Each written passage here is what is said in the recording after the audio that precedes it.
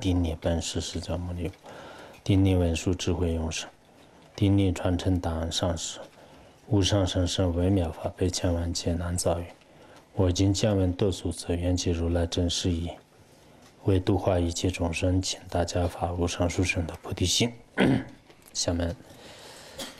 我们继续学习，如菩萨行论。如菩萨行论当中，现在，主要宣讲的内容第一品。也就是说，菩提心的利益。菩提心的利益呢，主要宣讲了，我们怎么样去入这部论点。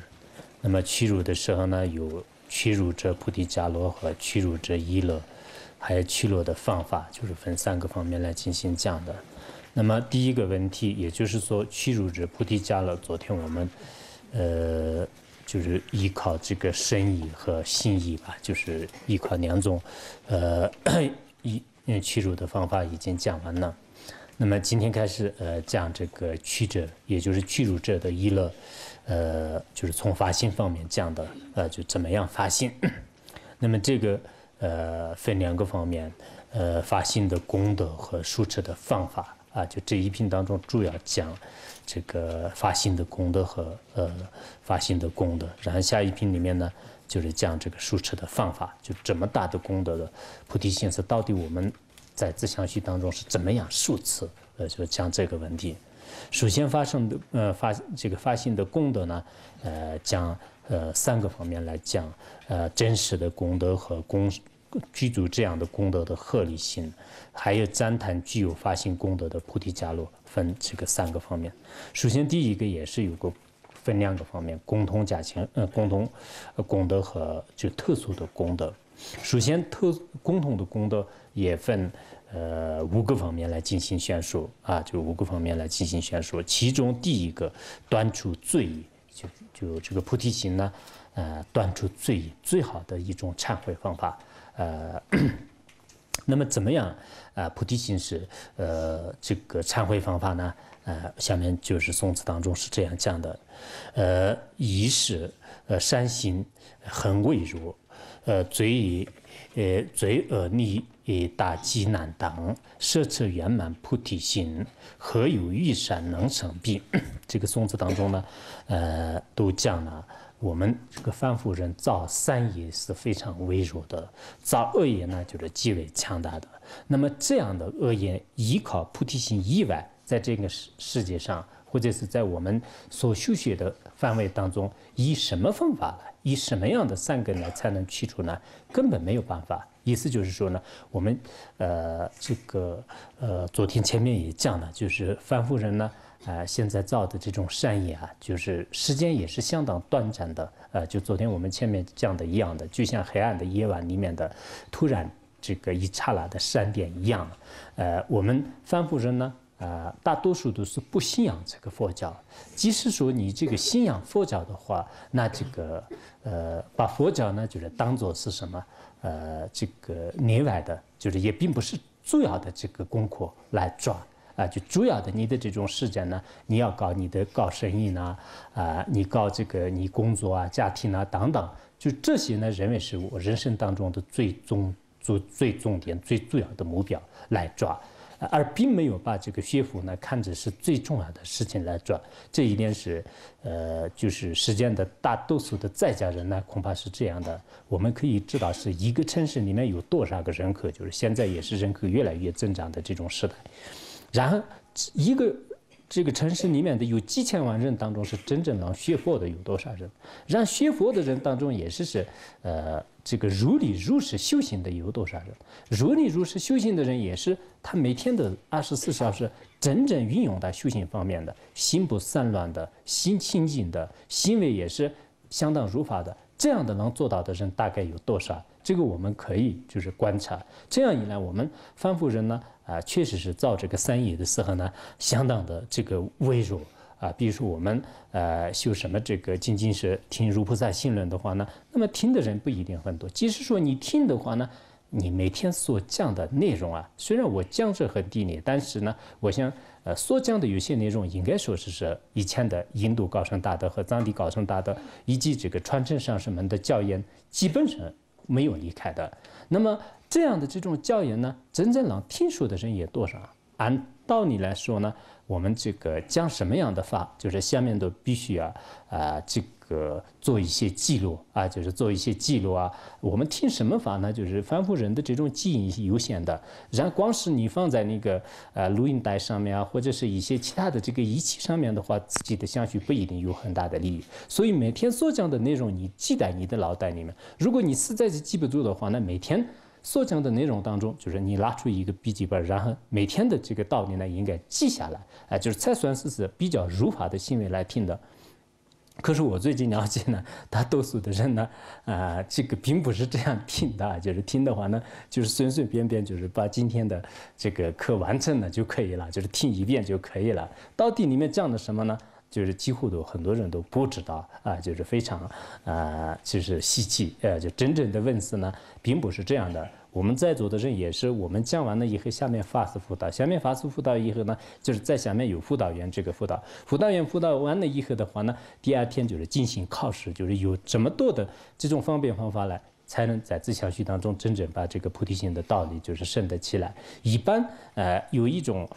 心而不在焉的这种方式呢，就是能不能把这些大乘佛法的教理融入自己的心，恐怕是很困难的。当然，我也理解现在世界上的很多人，确实是特别忙，就是有时候可能是有心力不足，这种情况都是有的。但是这个也是一个原因。最根本的原因呢，就是自己对文化的基本的方法、基本的这种重视，就还不够啊，就还不够。一定要你把这个呢当做一件比较重要的事情来抓，这样一来，在你的这个相续当中，在你的这个心目当中呢，可能有所收获的啊。就否则呢，就是光得一个传承，有没有多大的意义呢，也很难说。所以我们这里呢，说是这个我们这个凡夫人一般行持三法的过程当中呢，行持三法的时间也是很短的，然后它的力量也很薄弱的，而且在造这样的三法的过程当中，经常出现各种各样的违缘。比如说我们听课的时候呢，经常打瞌睡啊，就是打这个妄念呐，就出现一些分别妄念呢，身体不好，心情不好，或者是家里的人阻扰你啊，或者说是有其他的一些烦恼现前呐，等等等，就是在短短的这个时间当中，也是出现许许多多的一些这个违缘，来就是中断你的这种善行啊，就这种现象相当多的。而罪恶的这种力量呢，是相当大的啊，就是时间也是很长的啊。有些注释里面比喻是罪恶的力量呢，就像是乌云密布的黑暗一样的。就乌云密布的黑暗的话呢，那它的力量是相当这个强的，时间也是很漫长的。同样的道理，我们凡夫人在这个时间当中造恶业的话，恐怕是这个时间呢，就是怎么样混过去也是很多人都无所谓了。比如说我们听一节课呢，大家认为是这个时间是不是要1个小时，好累啊，就是这样想。然后如果你听什么其他的一些乱七八糟的，就是什么流行歌曲啊，或者是听一些这样的话呢，你就觉得是就一下子就过了，就是这个时间。然后你如果跟佛法上这个交谈的话呢，就是1个小时，如果你们研讨的话呢，觉得今天好像用了1个小时，但是你平时在就是没有这个意义的一些无稽之谈呢，在这种当中花这个时间是有多少小时，这个也知道。现在世界上的大多数的人呢，有些到这个舞厅里面就是开始这个通宵达旦，就是也有这样的。有些人的话呢，就是到了一些这个茶馆啊，或者是一些散乱的这个场合当中呢，打麻将啊、赌博啊等等等，就是做各种非法的一些事情。有些人的话呢，就是每天都是看电视啊、看电影啊等等。所以，尤其是我想希望大家真正自己要学这个佛法的话呢，就是像这个外面的一些看电视啊，就是然后这个上网以后就是看一些其他的不如法的一些行为，不管是你是出家人，你是在家人，对你的这个心的相续当中不会有任何利益的。就本来我们的心呢已经这个散乱的就是不得了了，然后再加上一些眼花缭乱的这种外面的这个世界接应过来，这样的话呢，本来外境的诱惑力是如此的强大，再加上我们自己的心的力量是如此的薄弱，这样一来呢，所以你的这个修行呢，完全都是就是彻底瓦解了，就是彻底就已经这个就是没有这个根本了。所以说呢，我想大家你看你自己当不当一个这个佛教徒，这是你自己的自由就是一般来从实践的这个法规里面说，也是你信仰是你的自由，不信仰是你的自由，就是这个我们没有什么说。如果你真的要信仰，而且你对这个佛法认认真真的想修学的话呢，最好就外面一些没有任何意义的。当然我们就是这个就是没有任何意义的这些呢，我想应该就是排除，应该断除。作为我们实践愚界的众生来讲，你自己的这个吃饭呐、穿衣啊，或者是基本的一些生存生活的因素呢，不得不解决。就是这一点我们也不排斥。所以我想，就是我们在这里呢，就是说了，这个善心是极其的这个微弱，而罪业呢，就是极其强大，然后将来就是各种轮回的这种痛苦地狱的痛苦呢，就是很难以阻挡的就难以阻挡的。那么这样的罪业，我们从无始以来到这个现在呢，经常造罪业是如此的有力，如此的强大，如此的漫长，而造善业如此的微薄。那现在这么漫长的时间当中所这个积累的罪业就是可以说是弥天大罪，就是这么大的这个庞大，这么庞大。那么我们现在是依靠自己的力量能不能摧毁它，能不能压服它呢？相当困难的。依靠什么样的善行呢？那他这里已经讲了，除了这个慈行和悲行、空行、智慧圆满的这个如来真等觉的大慈大悲以外，就是这个菩提心以外呢，其他的任何一个善法呢，就是不能这个胜过它的。意思就是说，我们无始以来到现在的造的业是特别的可怕。这么可怕的这种业呢，除了这个圆满的菩提心以外，其他的任何善法呢，就是不能超过它。我们有些人可能想这个其他的善法也可以，我修无上大圆满我修这个大手印或者我参禅我这个念佛这些都是非常了不起的一些殊胜的法门。那为什么不能胜过这些罪业呢？当然，一方面是有些佛经当中也是说是能胜过，但是真正你不管是你做这个参禅或者念任何咒语，你如果没有菩提心的前提下，你做这些善事呢，有没有功德就是是有功德，但是能不能超出一切罪恶？这一点我们前一段时间华智仁波切的教研当中也已经学了，就是没有菩提心的话，即使说我们无上密法的大圆满也实际上成了这个小乘的话，或者是小乘以外的一些这个说不清楚的这种佛法了就是这样一来，我看我们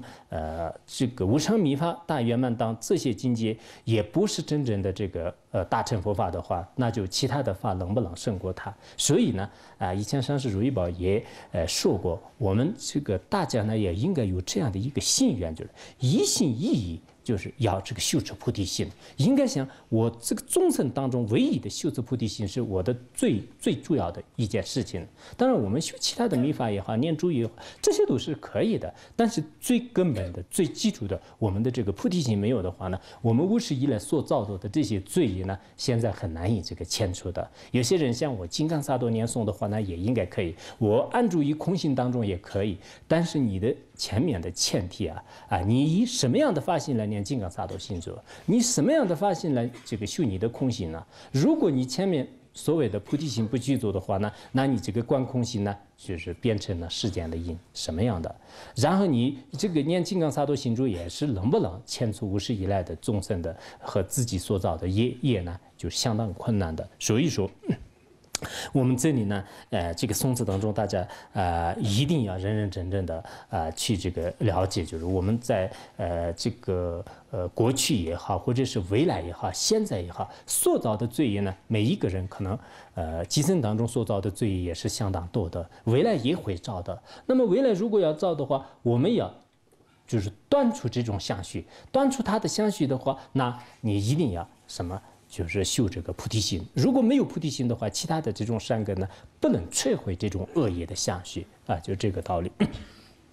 所以人生也依了既难得又短暂。这个我们昨天前面也讲了，我们现在反复人所修持的话呢，这个人生也很难得的，而且这个依了呢，就像昨天前面所讲的一样的，就像夜晚的闪电一样，就是相当困难的。因此，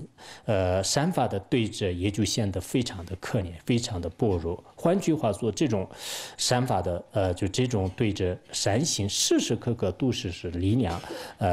微薄弱小而存在的。就是我们凡夫人不管怎么样啊，的确是吧？我们现在呢，这个每天修行的时间都很短的，然后在短暂的修行当中呢，就是效果怎么样，可能每个人都可以看得出来。就是有时候呢，就是打这个瞌睡啊，我听说有些人呢，就是可能早上也起不来了。现在的起不来的话呢，我想我们真正的这个菩提心是还怎么样这个修啊？就是现在这个6点钟呢，就是并不是这个很早了。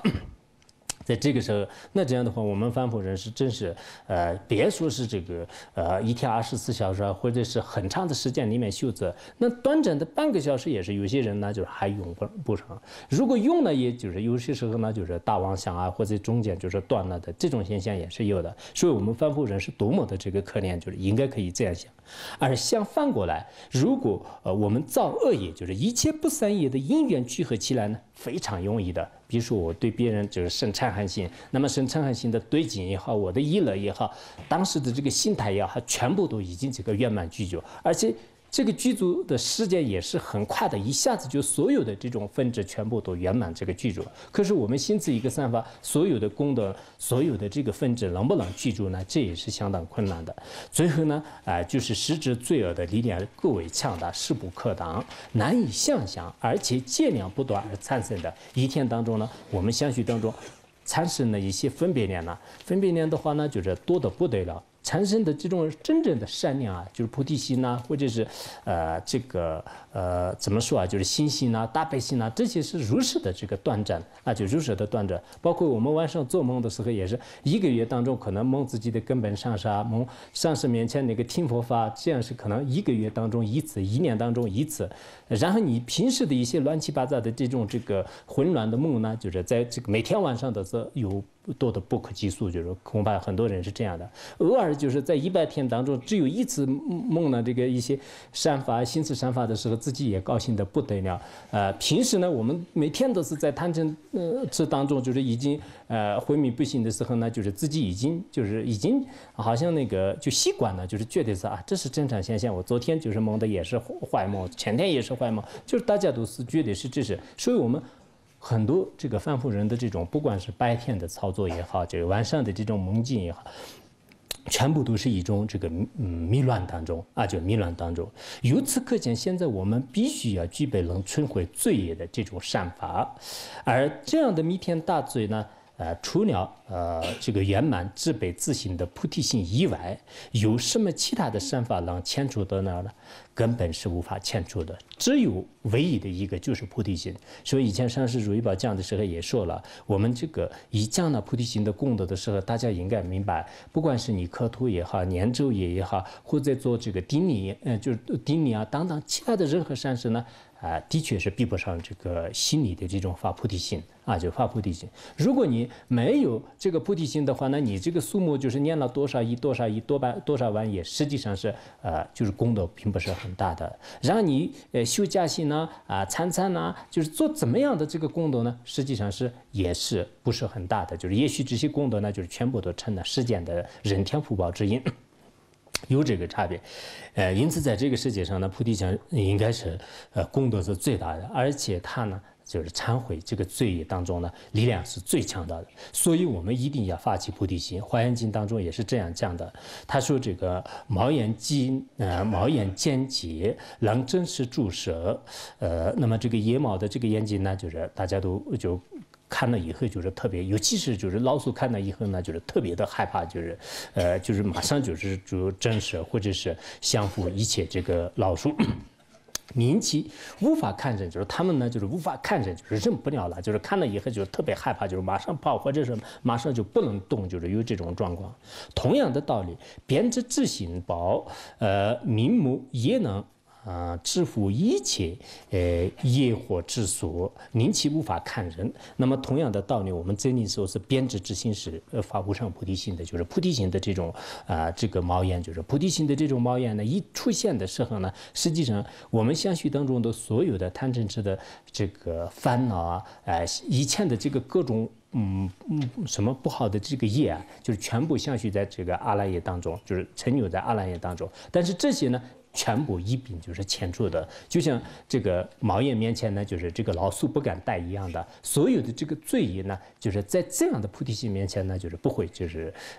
存在的，就是不会停留的。因此，我们相续当中呢，真的升起这个菩提心的功德是相当大的。就不管你忏悔也好，就是做什么样的善法呢，一定要有一个菩提心。为什么是这样呢？因为我们无始以来的全部是依靠自私自利而这个生起来的这种罪业。那么这些罪业的就是它的唯品是什么呢？就是要利他的心。无始以来，我们利他的心则凡夫人几乎都是没有的。那么现在有了善知识，有了这样的大乘佛法以后，我们相续当中很不容易是升起一个利益他众的心。如果你利益他众的心的话呢，那么以后呢，你的相续当中不会这个造的恶业很大。为什么呢？因为我们造的恶业全部是围绕自己，就是把自己呢作为中心而造的。就是以前我们所造的业当中呢，你们自己也想一想，你所造的哪一个业呢，就是为了众生而造的业，就是有多少，就几乎都是没有的，全部都是为自己的亲朋好友，为自己而这个造的。所以，我们相续当中，如果升起了真正的这个菩提心的话呢，那就以后这种恶业的相续就会斩断的。以前那个金庄严论当中，金庄严论当中也是这样讲的。智者呢，如果这个升起菩提心的话，那么就是遮着了，就是或者是挡住了无量的这种恶行的无量的罪业的恶行啊，就是意思大概是这样的。所以，我们相续当中真正能升起菩提心，有智慧的人呢才可以升得起来。没有智慧的人，他不一定听得进去，不一定升得起来。如果升起来的话呢，无量的这个罪业呢，就是不会有的。还有一些那个就是什么那个本生传当中啊，就是本生传当中呢，也是这样讲的。比如说，我们对自己和对亲人的这个关爱那样的，如果对其他的这个众生呢，升起这样的这个关爱的菩提心的话呢，那么就是所有的这个非法的行为呢，就是遮着，何况说是造不善业呢？就是非法的这种行为的是遮着的话，那就是这个不善业的业呢，就是根本不可能有的。就这也是本生传当中这样讲的。所以我们平时就看看在自相续当中真正能不能这个升起菩提心。如果升起菩提心的话呢，那么就是你的相续当中的身口意所造的一切这个罪业呢，也逐渐会这个消失的。然后你违反了这个别解脱戒啊、菩萨戒啊、弥尘戒的这些罪业呢，也逐渐这个全部会这个消失的。大的这些罪业呢，也就是压服；然后小的这些罪业的话，那就是全部就是根除有这种功德和力量。还有这个功德和力量，这是我们讲第一个功德。第二个功德呢，就是称办利乐就称办利乐。佛语多劫生世为，坚持觉醒最饶益，无量众生已于此顺利获得最胜乐。他这里已经讲了，就是我们大慈大悲的这个佛陀呢，就是在多生累境当中深深的思维、深深的观察、觉知，最后就是见到了，最后发现了什么呢？就是我们这个觉醒是真理智的菩提心最后发现了这个菩提心呢，对众生是最有益的。最饶益的，就是对他们这帮助最大的就是菩提心。依靠这个菩提心呢，无量无边的众生都非常顺利的、轻而易举的就获得了这个无上圆满正等觉的果位。所以这个颂词的大概内容呢，就是应该这样的。那么我们继续分析的话呢，大家也都知道，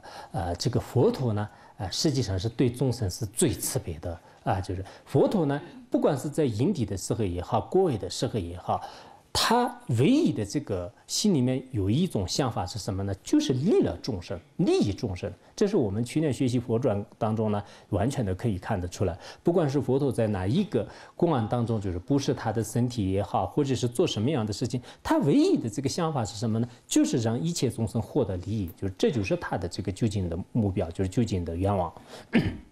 那么这样的话，这个佛陀呢，实际上是在这个多生累劫当中，就是他这里多生累劫呢，有很多论点里面说是这个三个阿僧祇劫，就是这也是三个大劫当中，就是无数的大劫当中，我们这里大劫呢，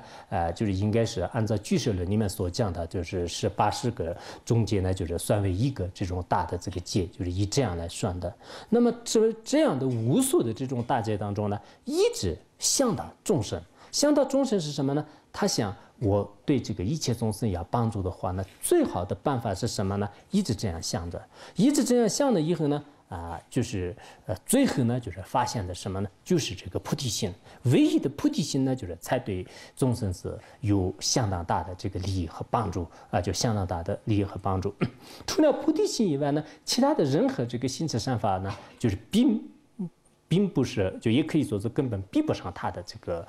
利益就比不上他的利益。所以从实践的角度来讲呢，就是三个阿僧祇劫当中佛再三的思维。那么思维这是什么样呢？就是圆满正等觉佛陀，也就是说照见一切万法的真相的这个佛陀。就说真实语的这个佛陀，并不是说是我们平时这个老师很不错的，就是很可靠的，很可信的，他宣说的，并不是这样的。我们实践人再怎么样好，再怎么样了不起，也是他可能会说妄语的机会是有的。但佛陀呢，就像《十念论》当中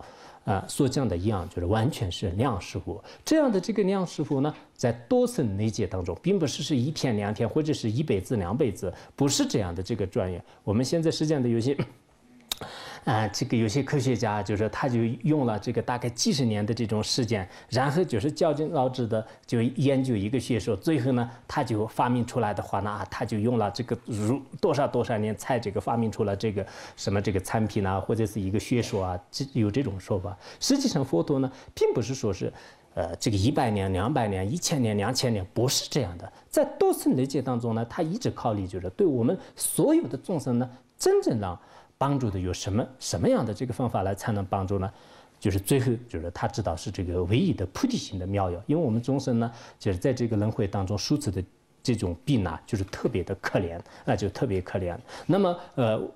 唯一的能治好这个病的妙药是什么呢？就是这个菩提心。唯一的菩提心呢，才能对我们的这个众生呢，彻底从轮回的这个苦、辛苦、变苦当这个各种这个痛苦当中呢，就完全就是解脱出来了。最后呢，就是获得了这个永远的快乐的这个果位就果位以前的高僧大德们也是这样想的，一直想这个佛陀你要对这个佛陀报恩的话呢，就是应该知道是佛陀对我们是怎么样这个关待的。那么佛陀为我们这个唯一的办法是什么呢？就是依靠菩提心来这个利益众生，依靠菩提心。以前上师仁波切有一次什么那个在蒙界还是什么，就是召见门峰仁波切的时候呢，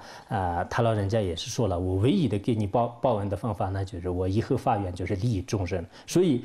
我们前面中观庄论里面所讲的一样的，诸佛菩萨呢，除了利益众生以外，没有什么其他的这个工作了就是我们说那个就实践的话来就是表示的话呢，那么诸佛菩萨唯一的目标就是这个利益众生。那么利益众生的话呢，他以什么样的方法，以什么样的东西才能真正让利益众生呢？就是这个菩提心就是菩提心。所以呢，他这里讲这个佛呢，在多生累劫当中就是这个深深的思维，再三的观察，通过他的这个智慧呢，就是这样观察，最后发现就是这个菩提心的才对众生无量的众生呢有极大的这个利益。那么无量的众生呢，依靠这样的这个菩提心呢，就是顺利的就是从自古以来，就是包括我们这个释迦牟尼佛的这个教法当中的话呢，2500多年以来，有多少个这个大成就者，不管是学仙宗的、学密宗的、汉传佛教、藏传佛教，还这个南传佛教等等，这样当中呢，就是依靠学菩提心而获得无上圆满真等觉的果位是有多少个人？大家应该可以说是这个根本说不清楚了，就是数不清楚，就是有这么多的这个全部是依靠菩提心。没有菩提心的这样的成就者有没有呢？绝对是不会有的。比如说，有些人可能想，那往生的话，那就是有没有菩提心？不可能的。你真正往生的话，那就是他的相续当中没有菩提心的是没有的。就那天净土教养当中也讲了，当你这个有福报的人的话，那就是当你往生的这个前刹那呢，所有的这个菩提资粮全部圆满，就是一定是有的。所以呢，依靠菩提心而圆满这种大成就者，或者是这样的这个获得诸佛菩萨的果位的人呢，就是无量无边的就是依靠这个呢，就是而且这些获得的时候呢，也是非常顺利的，就并不像外道所说的那样。外道的话呢，就有各种的这个苦行，比如说把头发啊，或者是一些这个跳入火坑当中还有在这个在恒河里面沐浴啊，然后在这个无火当中这个烧燃等等，就是各种各样的一些这个男人的苦行。可是我们这个佛教当中呢，就是并没有这样的这个苦行，很顺利的，就是获得了这个圆满的佛果。有些人可能会这样想，那佛经当中，我们佛教当中也是有很多这个通过苦行比如说包括释迦牟尼佛6年苦行然后我们世间的高僧大德在求学的过程当中也有许多这个苦行的经历那这些难道不是这个苦行吗？这个问题跟前面的这个问题呢有很大的差别，因为外道的这样的苦行呢，实际上他的身心当中的确是有相当难忍的痛苦，而我们这个佛教当中呢，虽然已经强调了，就是到了一地菩萨以上，将自己的什么这个土木就是妻子财物儿女等等全部布施这种现象都是有的，但是这个时候。因为你的利他的心是特别重，最后自己的境界已经到了这个至高无上的那个时候呢，你自己身上的肉割下来，就是给别人的话呢，相当于是你就给一把草一样的，就是没有任何这种痛苦的这个感受就没有任何痛苦的感受。所以平时我们现在。这学法的这个苦行也是这样的，有些人呢认为是这个出家人很苦在哪里苦行，可是这些人呢，就是对佛法的这个虔诚的信心，对利益众生的心特别强的话呢，那你在苦行的过程当中，你又没有这些在家人在这个宾馆里面或者是在豪华的这个洋房里面的生活那样的这个痛苦，有没有呢？我觉得是没有的。自古以来的高僧大德在山上，表面上看起来好像他没有吃的没有穿的，看起来好像很痛苦一样，实际上。他心里的这种快乐跟那个实践上就是过得特别这个奢侈的这种生活的人，两个比较起来的话呢，谁的痛苦大？就是这个，我想我们很多这个修行人也可以比较起来。这样一来，他真的呢，都已经说了，就是说是我们这个佛陀呢，就是在多生累劫当中，就是通过他的这个智慧来这个发现了我们这个菩提心呢，真的是唯一的这个妙药。就实际上现在的有些什么医学家、营养学家，他们都认为是我就今天发现了什么的产品这个对身体有利对心有利，实际上有很大的副作用。也许是他真正有利的话，你这个一辈子当中就是有没有就是确实很难保的，就是这个而且马上就过期了，就是马上就过了8个月以后就马上过期了，1年以后马上过期了，就是大多数的产品都是这样的。但菩提心呢，就是有没有过期的呢？就是没有过期的。而且我们这些营养品或者有些药的话呢，对有些人呢，就是算是起到很大的作用，就是从他的这个他吃了以后，现在很多健康品也是这样的，有些人吃了以后呢还是很好的，就然后他也是帮他们宣传。我吃了这个起什么的作用包括在电视里面这个广告就是如何就是很好这样的。但有些人真以为是这样的，就是吃了以后的话，那反而就是本来是该减肥的，就是结果就是更胖起来了。就各种情况都是会这个出现的。可是这个菩提心呢，只要是你的这个因缘这个成熟的时候呢，就是对每一个众生，就是大乘众生的人来讲是就是真正是这个有利益的。所以我们这个菩提心呢真的要自己就是想到是它是这个佛法当中的这个进化就是这是这个智慧的结晶，就是必须要了解这一点。下面就是说这个第3个就是满足愿望就是满足圆满愿望。宋词当中这样说的诸位佛陀在3大阿僧祇劫当中深深视为在观察弥勒众生的方便法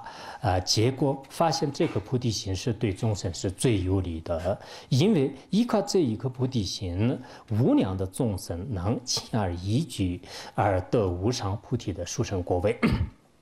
或者书上安了，就这样说。下面是第3个问题，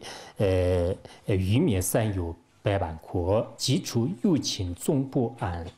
欲享百种快乐者，恒常莫舍菩提心。它这里呢，就是字面上解释的话呢，我们要想到这个三界轮回当中的各种百般的痛苦，就是灭除这些痛苦，有同时遣除众生的一些不快乐的事，自己也享用百般的这种快乐的话呢，那你千万不要舍弃菩提心，就是大概字面上可以这样解释。但意思呢，就是我们这样讲，这个以前的，比如说迦苏杰的讲义啊，还有那个不动大师的讲义，以及那个跟萨丘扎的讲义当很多注释里面呢，就这一句话，就对应这个三世道啊，就是小世道、中世道、大世道，以这个三世道来就进行对应。比如说第一句呢，就是说这个中世道啊，就是中世道，声闻缘觉的话呢，他愿意灭除自己在三界轮回里面的各种这个痛苦，而获得了圆满断除人我的寂灭的阿罗汉或者缘觉的果位，就是这样的人。然后第二句呢，就是讲这个大世道，也就是说，所有的这些菩萨中心根基者呢，他愿意遣除三界轮回众生的一切痛苦，然后他们的相续当中的一些痛苦呢，全部遣除，就自己呢，就是为了获得这样而修学，就是这个是大世道的人。然后小世道的话，就是自己愿意享受这个百种快乐，就来世也好，今世也好，人天的各种这个快乐，就是他这里呢只有自私自利的一种享受这个福报的。不管是你是这个小世道还是中世道、大世道呢，实际上每个人都有就是一种需求啊，就是大世道的话呢，他是为了众生而获得解脱；然后中世道的话呢，他自己的这种寂灭；小世道呢，当然是就是自己想这个快乐，就是不管是你是哪一种人呢。这个菩提心呢，就是不让这个舍的。菩提心舍的话呢，那你可能很多这个你的这个愿望是不能实现的啊，就不能实现的。所以他这里呢，就是也这样宣说的。因此我们平时呢，不管是这个接触什么样的人也好，或者接触什么样的教育，都应该从自己的这种身体或者是自己的行为做起，应该要就是表现出自己的达成这个修学的善良或者是这个行为，就这个很重要的。刚才讲呢，这是三种世道的人呢，都不能离开菩提心啊，不能离开菩提心。那么这个菩提心呢，千万的不能忘，就是佛陀在佛经当中也这样讲了，佛陀说诸比丘，终于弥难也不能舍弃菩提心啊，就是终于弥难也不能舍弃菩提心。我们上师如意宝以前，也是这样讲的，大家呢应该发愿生生世世是不能这个舍弃三宝、诽谤三宝，然后这个坚定不移的修习，不能呢就是遇到一些危险困难，就是马上动摇，就是这是第二个问题。第三个呢，就是我们这个遇到了生命危险，也不能舍弃菩提心。就是上师如意宝以前也一再强调，就是这三个教言，所以我们呢在这里应该了知，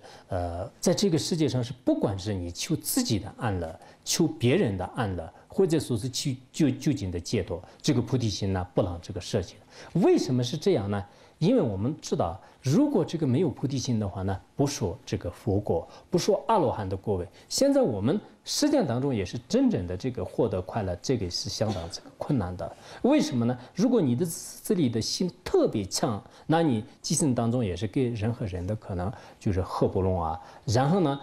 就造成各种各样的恶意啊，就这种情况。这样一来，我们实践的这个为人处事也需要这个菩提心、利他的心。有了利他的心呢，我们什么事情都是这个好办。所以我有时候呢，这样想，我们作为这个佛教徒的话呢，应该是从自己的这个身体做起，应该有一个比较明显的这个修正的外向啊，就是什么样的这个修正外向呢？我有时候想，我们应该就是自己呢当做这个一盏灯啊，就是一盏灯。那么灯呢，它起两种作用，就是一个是什么呢？就是它不断的产生它的这个后面的相续啊，就是它就一擦拉的灯，二擦拉的灯，就是它就不断的就是产生它的这个光。然后第二个呢，它能牵出就是它所涉及的范围的这种黑暗啊，就黑暗。所以我们每一个人呢。这个发了菩提心以后呢，应该就是帮助这个身边的人啊，不管是你这个家庭也好，单位也好，甚至你的这个国家、全世界的人们，不管怎么样，你的力量有多大呢？你应该把这个菩提心的光呢，就是散发出来。你的这个菩提心的这个光和热呢，就是一定要就是对这个众生起作用。有些道友是这样的，我现在呢就是好好的这个不接触任何人。我自己好好修持，到了一地菩萨以后，我才开始这个开始发动了，就是我开始这个就是做事情，我开始上班呢，就是。但我想是这样的方法呢，就是可能不对。虽然我们现在是凡夫人，但我们作为凡夫人的话，也可以自己周围有很多的人啊，就很多的人面前呢我起到什么样的作用？一方面呢，就是从自身。的角度来讲，应该比如说你是一个大乘佛教徒啊，应该是注意你对这个家庭的关心怎么样，你对单位的关心怎么样，你对这个寺院也好，佛教团体也好，对他们的这个关系一定要这个和睦相处，否则的话，你认为你是佛教徒啊，就是对谁都不利，对谁都格格不入。如果这样的话，你的相续当中有菩提心也是非常非常的难说。就是首先你自己呢，就是在这些人面前起一种这个好的这种印象，就是应该就是起到好的这个作用。如果这样的话呢，你有这个说服力，你有能力。因此呢，我们现在有些佛教徒呢，非常希望就是首先是对自己的这个家庭的和睦，然后对这个社会的和谐，然后对这个整个世界呢，就是起一种这个和平的作用。就这一点是一定要努力。如果你没有努力的话，我们每一个佛教徒呢，就自私自利的，就是向自己的这种成就啊，向自己的修行呢这样做，然后甚至对自己的这个家人的关系也是经常就是搞不拢，然后对这个单位也好，对亲朋好友，什么事情都搞得这个特别麻烦的话，那就是我们的这个佛法呢，就是怎么样弘扬，就是相当困难的。因此，这个佛教徒呢，一定要，当然我们作为这个出家人的话呢，就是就没有真实的这种家庭，但是实际上出家人的这种家呢，应该算是这个寺院，就是寺院里面的话，你有很多的同行道友，这些同行道友呢。你平时的这个接触也好，或者是对他们的关系各方面呢，应该首先要起一个真正的这个具有道德高尚的人的作用。就是这样一来呢，就是我想你的这个菩提心的光呢，就是可以发得出来。否则的话我们对这个谁的就没有这样。这个下功夫，恐怕是我们这个佛教呢，就是弘扬起来也是相当的困难的。有时候呢，这个佛教呢，并不是口头上说的，每一个人的行为呢，就是对别人应该受到一种关爱，受到一种这个慈悲，这一点很重要的。你是。比如说社会上的一般的一个居士，你发了菩提心，的话呢，你对这个家里的这些人呢。不能就是整天都是就是吵架打架，或者甚至呢就是经常就是争执不息啊，就是有些佛教徒的家庭也是特别可怜，连世间的一般的家庭都不如，这样也是不合理的，就真的不合理的，这也是一种因缘。我们从大乘的佛教的观点来讲的话，那就是你不应该是这样的。就是所以我们像呢就是对这个一般国外的一些这个以前上市如意宝区。美国的时候呢，就是美国经常发现这样，他们有这个基督教的一些这个家庭教育，家庭教育的话呢，就是他们在一个月当中，比如说他一家人呢，就是专门请一些就是他们的一些牧师啊，就是他们的一些这个道士。请到家里，然后呢，就是对家里的大大小小的人呢，就是做一番以这个宗教的这个教规来进行教育。这样以后呢，就是他们的这个家庭过得特别的这个和睦，就是非常这个就是和蔼。就是这样一来呢，就是其实这个宗教呢，就是在这个家庭当中呢，就是体现了他的一种这个悲心，就是一种这个怎么说啊，就是一种这个智慧的这种光如果我们没有这样。好像现在这个中国也好，很多地方的话呢，这个我们所谓的这个佛教呢，就是真正涉及到社会的这个具体的有些操作方面的话，恐怕很多弘扬佛法的人也没有讲。并不是佛教是没有这个能力的。实际上，佛教呢，它可以结合哪一个地方和哪一个民族、哪一个角落的这个文化，就可以这个结合它。而且呢，如果这个结合到哪里的话呢，非常这个相应的就是高下去的。佛教呢就像是一个非常好的这个完能的药一样的，就像我们一个非常好的药呢，就是它拍在这个牛奶当中也可以，拍在这个水里面也可以，拍在这个其他的甘露当中的话，都可以应用的。所以，我们这个佛教呢，虽然是这个印度释迦牟尼佛就是像那个宣讲出来的，但是你来到藏地的时候，根据藏地的这个风俗习惯啊，就是根据藏地的文化特色啊，你可以响应它，然后呢，在他们的这个民族的这种心目当中呢，就是可以开花结果。如果它传播到汉地的话呢，汉地的这个习惯和他们的这种人情风俗等等，随着这个社会适应呢，而这个可以获得这个利益的，可以这个就是度化众生的。所以我们有时候弘扬这个佛法的过程当中呢，我觉得是这个菩提心呢，确实在这个社会当中是不能这个离开的。但一说菩提心，大多数的人也可能不知道什么叫做这个菩提心。实际上，所谓的菩提心就是一种这个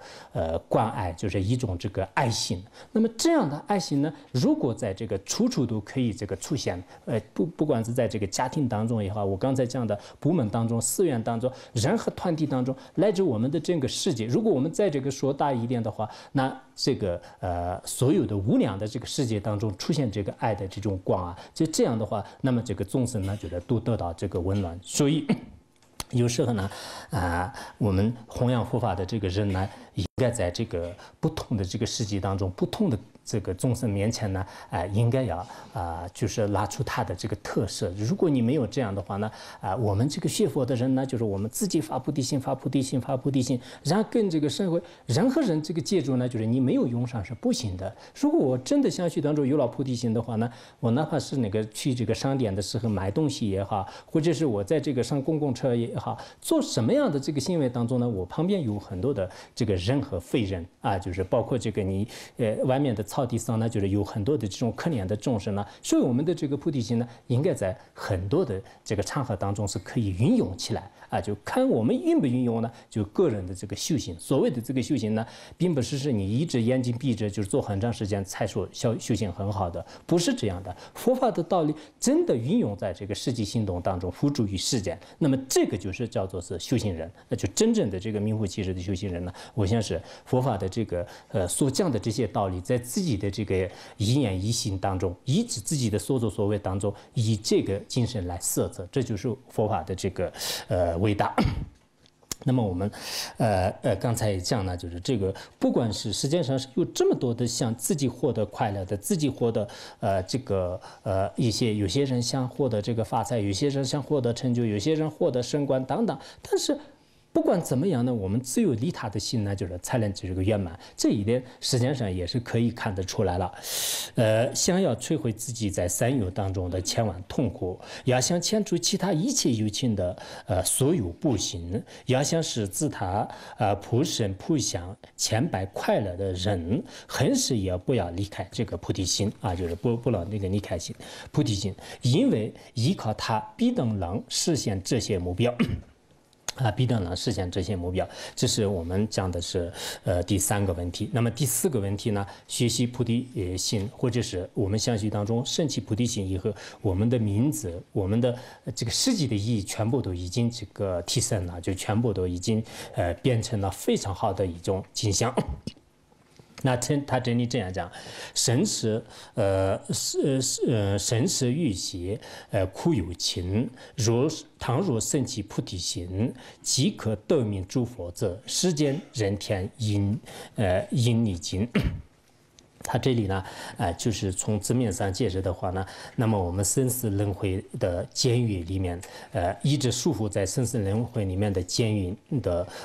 非常可怜的痛苦的有情呢，这些有情呢，如果在他们的相续当中升起了这个菩提心的话呢，那么当下就在这个时候呢，他的名字都已经改完了，原来是凡夫人，现在都变成了佛，就是菩萨啊，就是佛子菩萨。然后从他的意义上呢，就并不是光是有一个这个名字就盖了，就是现在我们世界上有什么名誉护照啊，就是光有一个名声就是不起什么作用的，并不是就是变成一个名誉护照、名誉主席，不是这样的。实际上呢，就是名副其实，也就是说，实际上它真正成了世间的人啊、天人啊、梵天啊、地势啊，以及这个龙王等等无量众生的因供处啊，就是比无量的众生在他面前这个供养啊、顶礼啊、恭敬称事的话呢，实际上他能受得了啊。所以我们这个菩提心呢，当然很多人认为是到底菩提心是什么样啊，可能会这样讲啊。但这里所讲的呢，就是世俗的菩提心。这个菩提心呢，就是我们前面也是一而再再而三的讲过很多次了，但是我们这个问题很重要，大家。所有的这个凡夫人，只要对大乘有信心的人呢，实际上这个世俗菩提心是可以生得起来的。这个世俗菩提心呢，不像那个圣意菩提心，圣意菩提心呢，就是圣者的相续当中所生起来的，第一地菩萨以后呢才可以有的。就这是我们。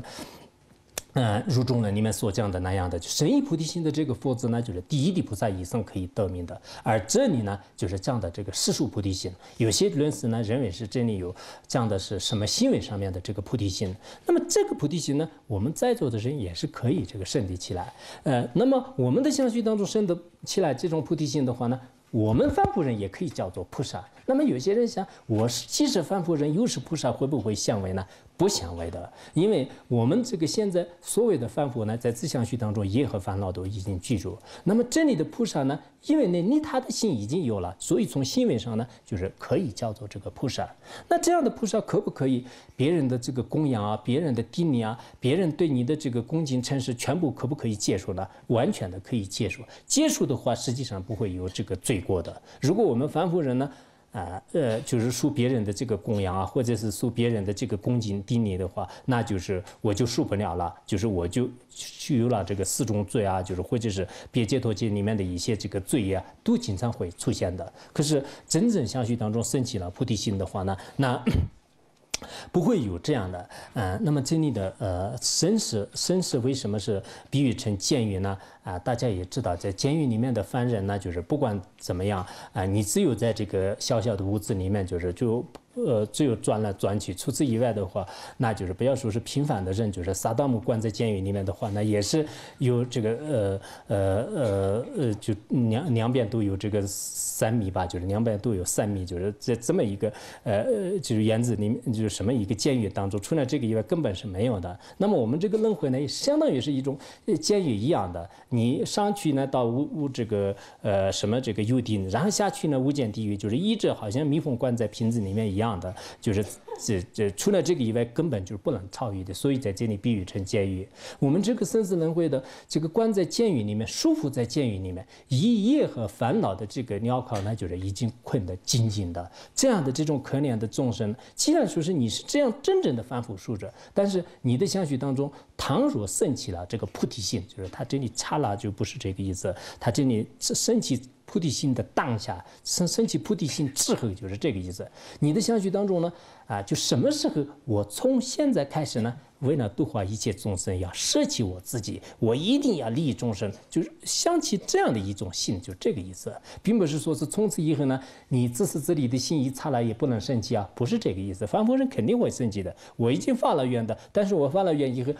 以后会不会我有自私自利的心呢？肯定会有的。我以后会不会做自己的事情呢？肯定会做的。但是你的目标呢，已经搞清楚了。我们原来也不是讲过吧？你就心里面想我要去拉萨，但是你拉萨的这个中间呢，如果你吃饭啊、住处啊，这些都是会做的。这个时候呢，你有自私自利的心，但是你的目标就是我要去拉萨。同样的道理，我现在的这个在你所作所为都是要利益众生。如果我们这样发这样的一个愿的话呢，从此以后我的所作所为呢，全部都变了就是全部都变了，不是真正的凡夫俗子了。凡夫俗子当中也有很多的这种差别的这样的一个人。所以他这里呢，就是当你升起这个菩提心的这个立刻呢，你的这个名称呢，就是完全的变成这个菩萨了就是菩萨了。我们平时有些道友呢，就是说是你是老菩萨，你是老菩萨，这个时候真的可以说是老菩萨，也可以说年轻的菩萨，也可以说或者中年的菩萨，也可以说怎么都可以这个成活。然后实际上呢还有这个世间的我刚才所讲的那样，就是天人啊这个龙啊恶鬼啊非人啊等等，全部呢在你面前就是可以这个供养的。那么这个呢并不是说的是这个生意菩提心的。以前印度论师布波达等等，他们呢有些论师认为是这是生意菩提心，但后来有许多的论师呢就是遮过他的观点，真理是并不是说是生意菩提心。如果是生意菩提心的话呢，那么华严经等很多经典里面不应该用那个金刚转世的这个比喻，就是应该有这个金刚转世的比喻来这个宣说，就是因为它可以这个恢复，就是它这个世俗菩提心呢有恢复的，生意菩提心呢不可能有退失的，也不可能有恢复的这种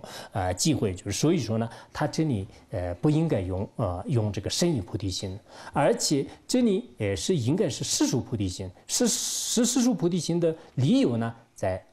学集论里面有大量的校正和例证。我们凡夫人的相续当中呢，可以升起世俗菩提心，可以升起的理由呢，就是用了大量的校正和例证。所以我们在座的人呢，当然就是有些菩萨呢，就是肯定有的，就这个没有什么可说的，肯定有的。但我们一般就是从凡夫的眼光来看的话呢，谁是菩萨也是看不清楚。不管怎么样呢，就我们如果是凡夫的话，我们相续当中这样流利肯定升起菩提心啊。就这次我们入菩萨行论的，从这个头到尾全部是围绕这个菩提心。如果有些精进的对大乘有一定的信心的，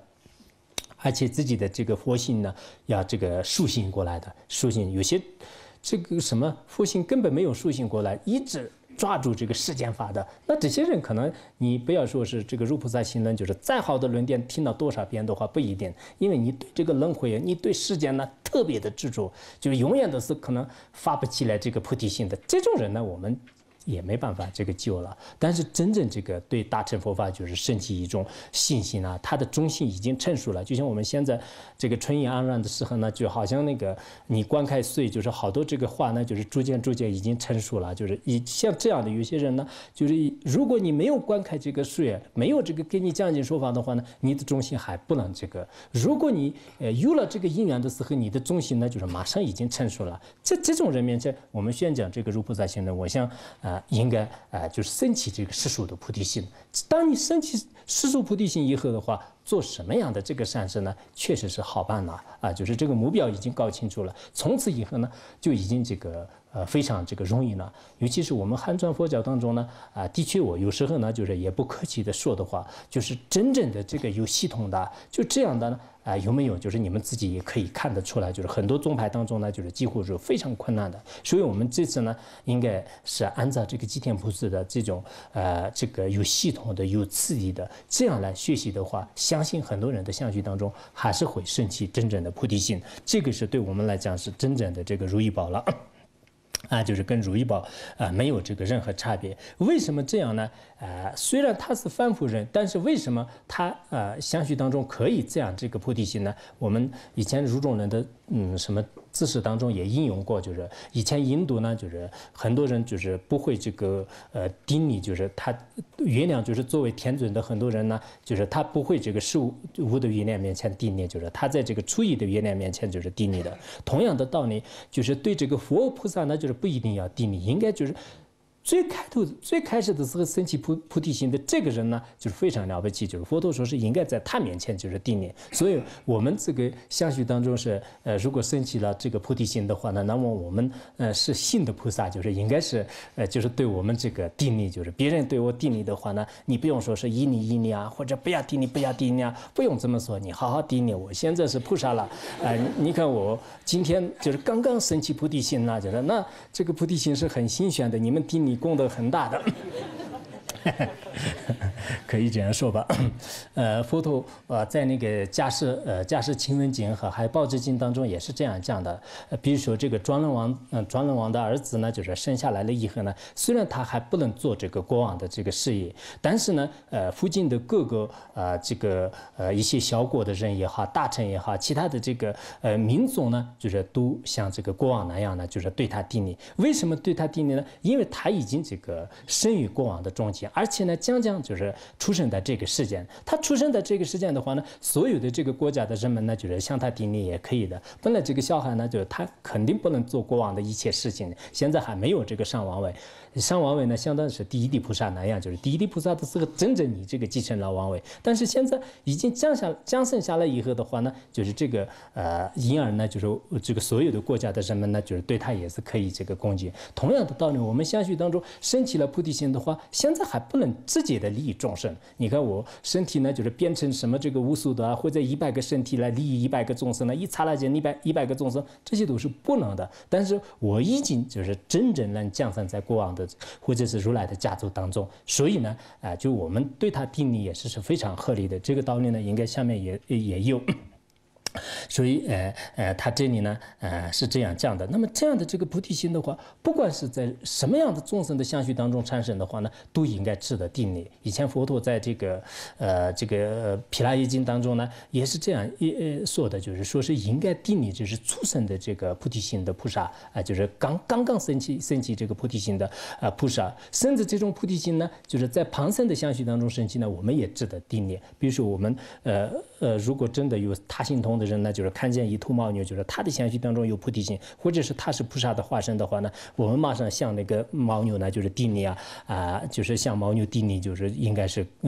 可以的，就是因为他是真正的这个菩萨，这个菩提心在谁的相续当中有的话都值得顶礼。所以我们以前也是讲过，一般噶当派的一些教言里面这样说，相续当中有一个菩提心的话呢，那么这个人呢，就是住在哪一个地区呢，就是这个地区都变成了这个迹象，就是整个这个地区的这种供养处。哪一个这个国家的话呢，就是这个国家呢，就是也成为这个国土庄园。有时候呢真的我们这样想，像法王如意宝那样的话，那应该说是这个公认的，就是没有任何争论的。我们自己也是从不管哪方面来观察，一定是这个升起菩提心的菩萨。虽然他老人家有时候谦虚的语言就是经常说的很多，不管怎么样，哪怕是这样的这种菩萨呢，诸事一天就是对众生呢这个将闻戒足，就是什么样意念他的话，对众生是有非常大的利益。所以这个菩萨跟凡夫呢，完全是不相同的。如果一个凡夫人给你摩顶呢，就是可能是就是没有什么，就是摩顶也可以摩其他的也可以，就没有什么的了但是你如果菩萨的话呢，就是完全是不相同的就是菩萨呢，将闻戒足度这个凡是这个众生结缘的话，都得到这个利益的。所以我们呢，应该想尽一切办法，因为我们出家人也好，在家人也好，我们可能身边还有很多的人，我们对很多人呢也像这个依靠佛法来，就是想帮助他们。但是自细相续当中呢，不要说生以菩提心，连一个世俗菩提心都没有的话呢，就口头上说也是确实是就帮助不了。如果我们真正自身，并不是口头上讲，口头上的谁都会讲，口头上讲没有什么用的。真正从内心当中呢，自己升起菩提心，别人也是想一切办法，就是别人也从内心当中升起菩提心的话呢，那就不管怎么样，别人就是诽谤你也好，别人说你也好，但实际上呢，我们就是自己会见机，就是会利益众生的，利益众生就是我们这个最大的这个目标所以这些问题上呢，就是大家应该值得深深的思维，就是菩提心的重要性。应该每一个人呀，就是了解，在轮回的闹业中被业与烦恼紧紧束缚的苦难众生，如果能升起菩提心，那么瞬间就从此一合，也就是说从此一合，名称上可以看成为一切如来之者，从意义上来说也成为人天世间这一理处。好，今天讲到这里了。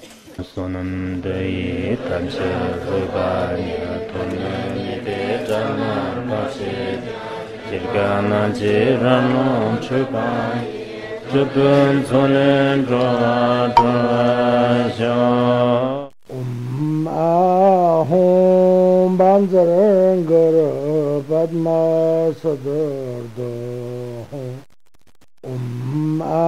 Ahom Banzarangara Padma Sadardo